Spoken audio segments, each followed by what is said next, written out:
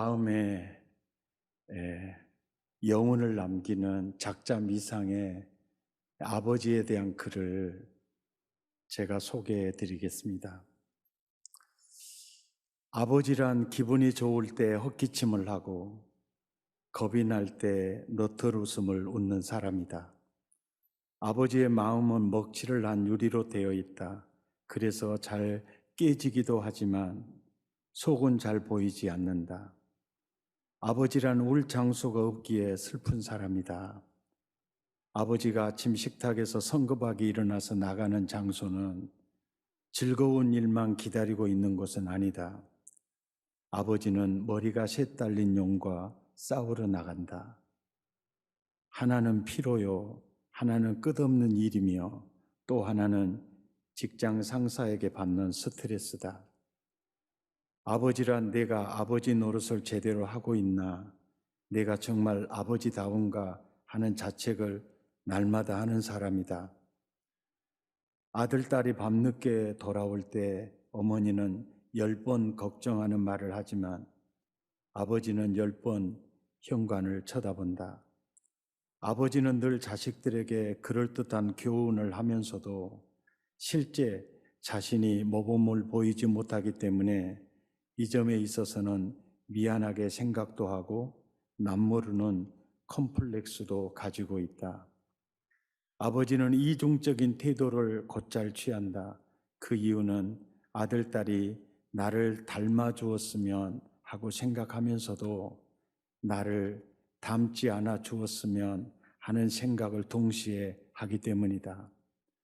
아버지란 돌아가신 후에야 보고 싶은 사람이며 아버지는 결코 무관심한 사람이 아니다. 아버지가 무관심한 것처럼 보이는 것은 체면과 자존심과 미안함 같은 것이 어우러져서 그 마음을 쉽게 나타내지 못하기 때문이다. 아버지의 웃음은 어머니 웃음의 2배쯤 농도가 진하다. 그러나 울음은 10배쯤 될 것이다. 아들, 딸들은 아버지의 수입이 적은 것이나 아버지의 지위가 높지 못한 것에 대해 불만이 있지만 아버지는 그런 마음에 속으로만 운다.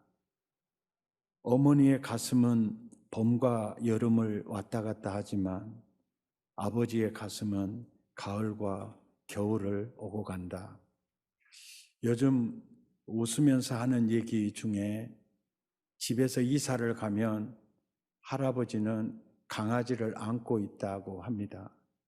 왜냐니까 강아지는 꼭 데리고 가는데 자기는 버릴 가능성이 있으니까 제발 나 좀 버리지 말라고 강아지를 꼭 품고 있다고 합니다. 참 웃으면서 듣는 얘기지만은 참 쓸쓸한 이 땅의 아버지들의 눈물이고 서러움이 아닌가라는 생각이 듭니다. 노숙자들 중에요, 아버지가 많을까요? 어머니들이 많을까요? 노숙자 안 해봐서 모르겠죠. 근데 주로 이렇게 보면은 아마 1대9 정도로 아버지가 많은 것 같아요. 그것이 무엇을 말하고 있는 걸까요? 이 땅의 가정에서 아버지들의 위치가 얼마나 흔들리고 있는가. 근데 아버지들은 속으로만 담지 말 안 하거든요.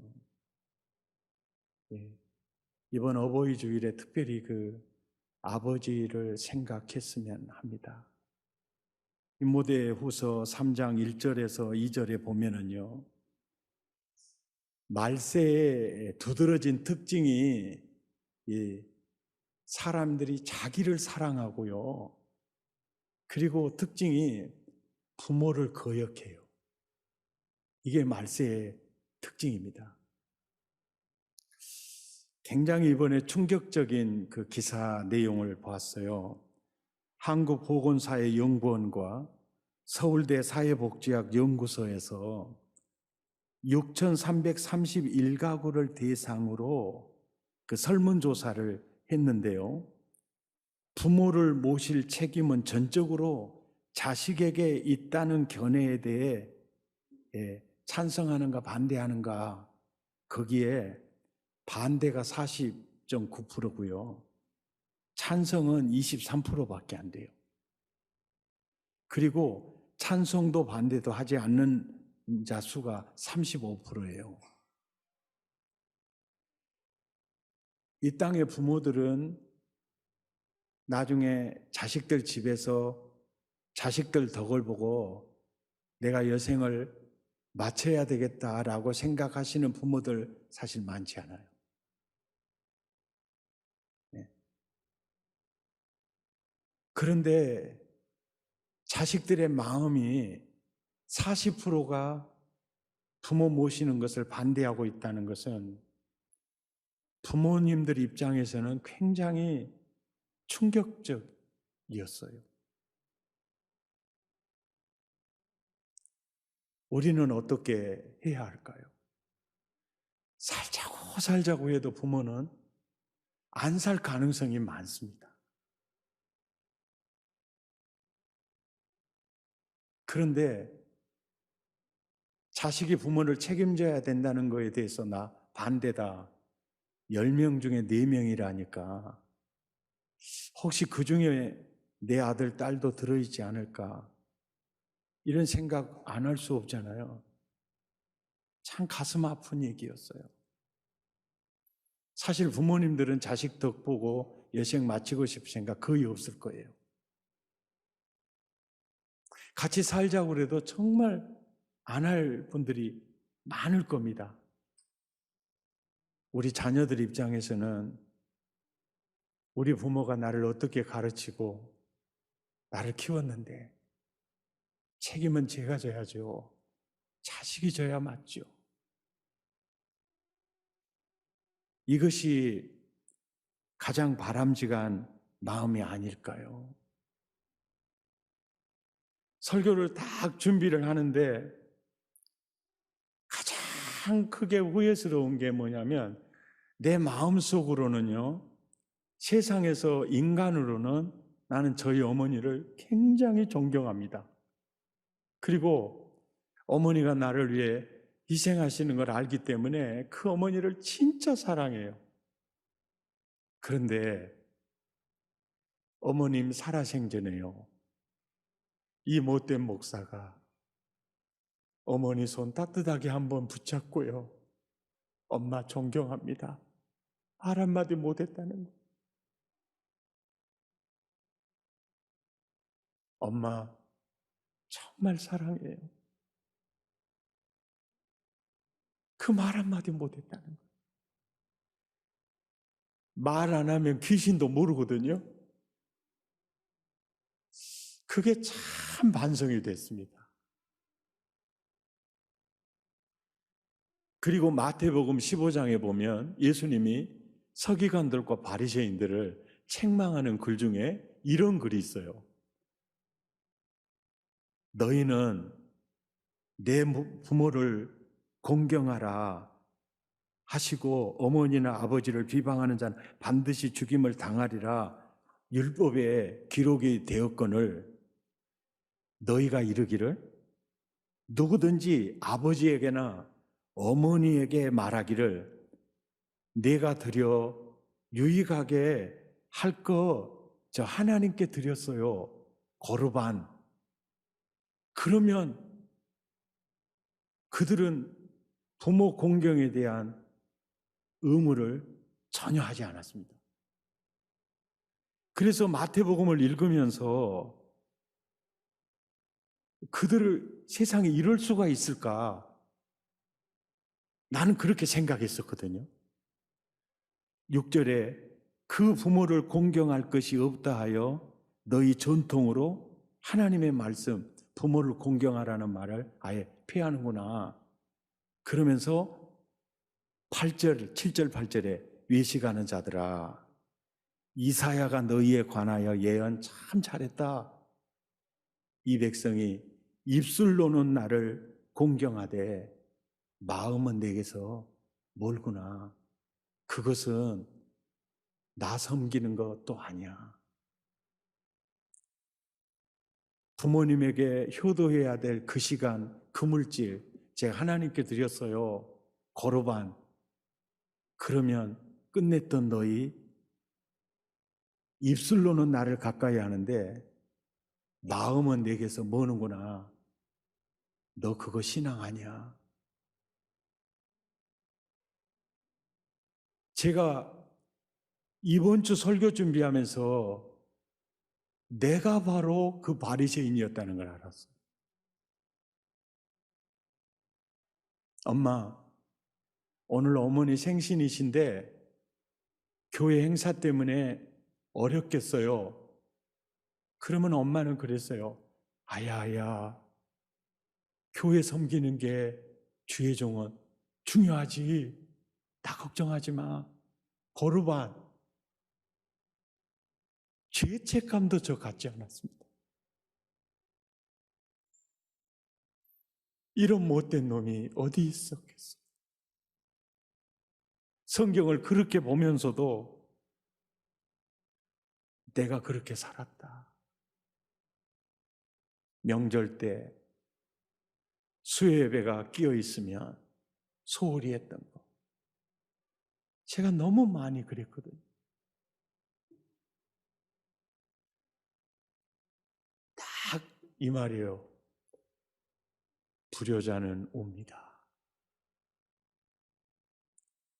오늘 또 낙원에서 어머니께서 제 설교하는 걸 이렇게 혹시 보시고 계시다면 어머니 그럴 거예요. 새끼 말은 잘한다.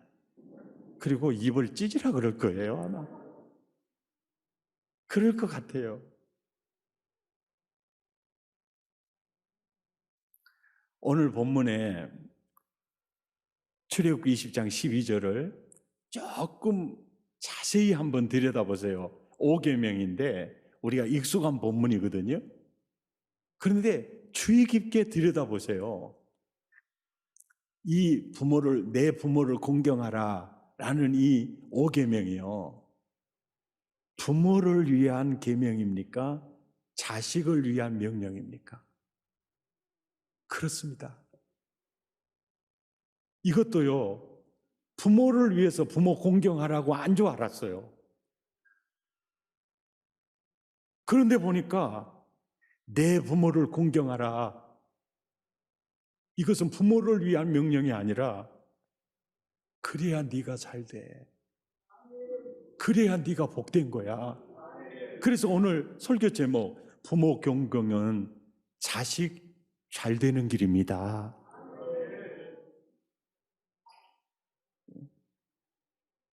한 걸음 더 나아가 15절에서 자기 아버지나 어머니를 치는 자는 반드시 죽일지니라.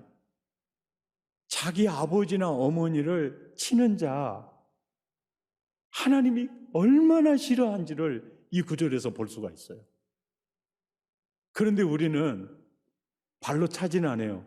손으로 치지는 않을지도 몰라요. 그런데 우리는요, 말로 얼마나 많은 상처를 주었는지 모릅니다.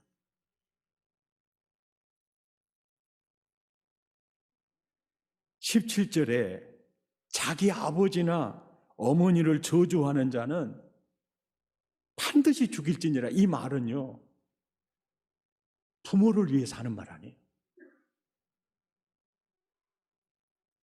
너 부모 마음에 상처 주고 끊을 때마다 부모 공격하고 그리고 축복하기보다 저주하고 욕하고 왜 하나님이 이걸 금이시키느냐?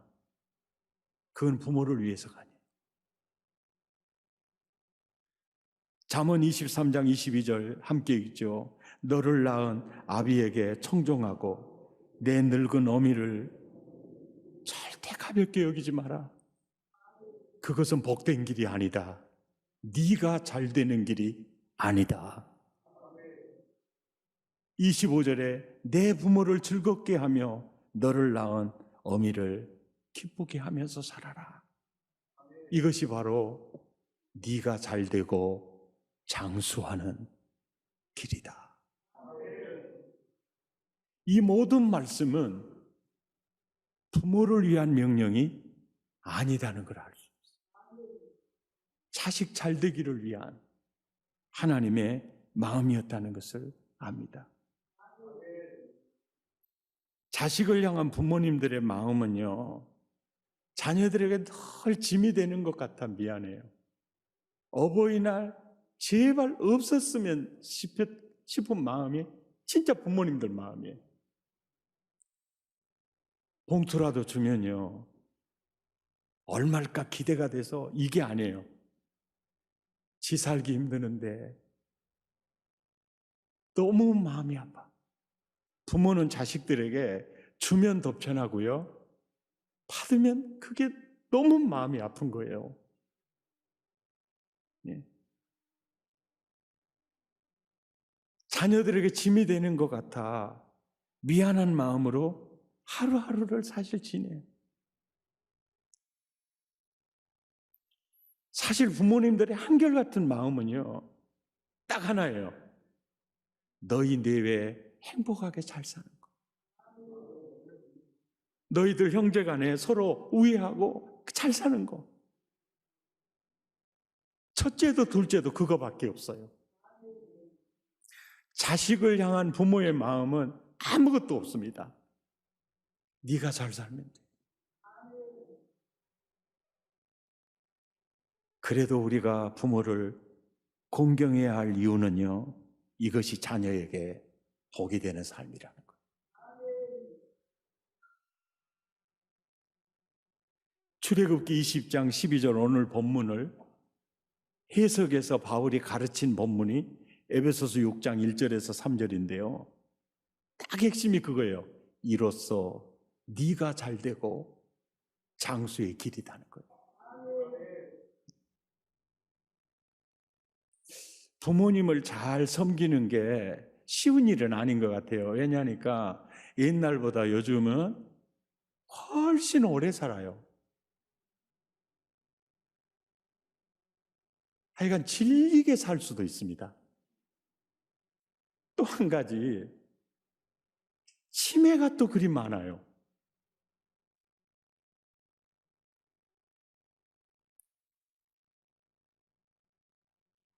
부모를 공경한다는 게 결코 쉬운 일이 아니에요.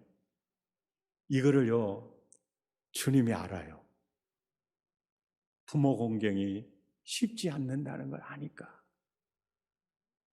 너 잊으면 안 된다. 내 부모를 공격하는 거. 이거 잊으면 안 된다. 이것은 바로 네가 잘 되는 길이고 네가 장수하는 길이다. 아멘. 설교를 마무리하면서 옛날 얘기요. 일제강점기 때요. 그때 많은 사람들이 공부하러 유학 가는 나라는 일본이었습니다. 그런데 한 아들이요, 농촌에 아주 가난한, 그래서 농지도 많이 없고 주로 땔감 나무 해다가 오일장에 팔아서 살아가는 그 집의 아들인데 음악에 대한 굉장히 소질이 있었어요. 그래서 이 아이가 일본으로 유학을 갔어요. 근데 대학 전공이 음대야. 근데 교수님이 너는 작곡과를 전공하면 좋겠다. 그래, 작곡이야. 그러면 기본적으로 악기 뭘 사야죠? 피아노예요. 그게 뭣도 모르고 교수님 말씀하니까 작곡했는데, 우리 집 형편에 피아노를 사달라는 거 거의 불가능한 일이었어요.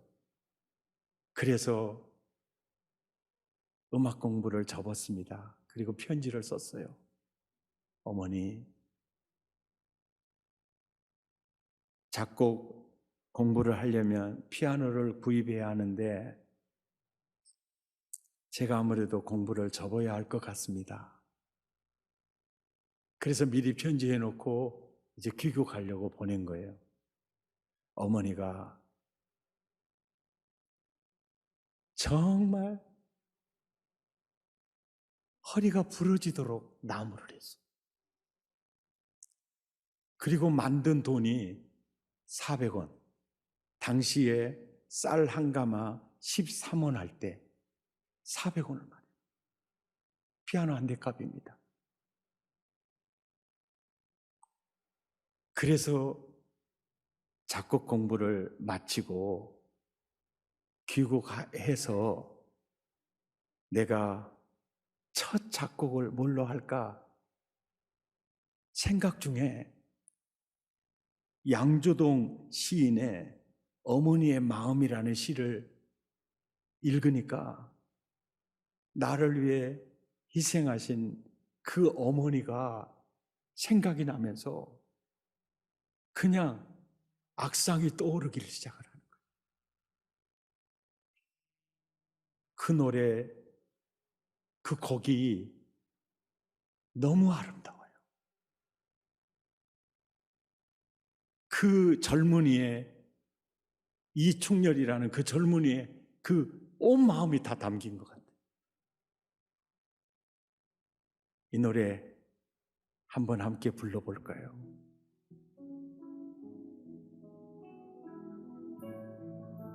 곡 자체가요, 정말 환상적인 곡이에요. 어떤 가사를 이 노래에 붙여도 감동이 된 멜로디예요. 낳으실 때